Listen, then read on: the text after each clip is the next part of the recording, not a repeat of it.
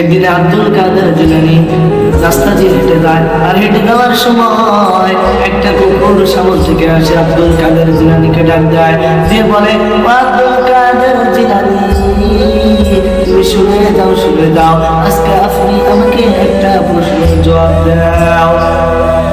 তখন আব্দুল কাদের জিলানী বলে, ও কুকুর, বলো বলো বলো, তোমার কি প্রশ্নের জবাব? তখন আব্দুল কাদের জিলানী বলে, ও কুকুর, বলো তোমার কি প্রশ্ন? কুকুর ডাক দিয়ে বলে, আব্দুল কাদের জিলানী, আপনি আমাকে বলে যাও, এই দুনিয়াতে আমি ভালো নাকি আপনি আব্দুল কাদের জিলানী ভালো?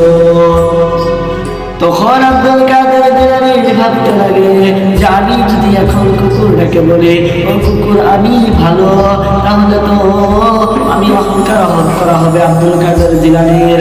আর আমি যদি কুকুরকে বলি, ও কুকুর আমি আব্দুল কাদের জিলানী সে তুমি কুকুর ভালো, তখন তো আল্লাহ তাআলার সাথে মিথ্যা কথা বলা হবে। তখন আব্দুল কাদের জিলানী ভাবতে থাকে, আর কুকুরকে ডাক দিয়ে বলে, ও কুকুর, তুমি শুনে নাও, তোমার এই প্রশ্নের জবাব আমি দুনিয়াতে দিতে পারবো না। আমি যখন মারা যাবো, আমার কবরের পাশে যাবে, আর তুমি দেখবা আমি মারা যাওয়ার পরে আমাকে তখন ফেরেশতারা এসে প্রশ্ন করবো, তোমার রবকে, তোমার দিনকে, তোমার নবীকে।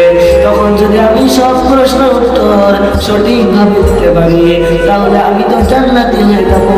আর সেই দিন তুমি মনে করিও তুমি কুকুরের ছেলে, আমি আব্দুল কাদের জিলানী অনেক ভালো ছিলাম।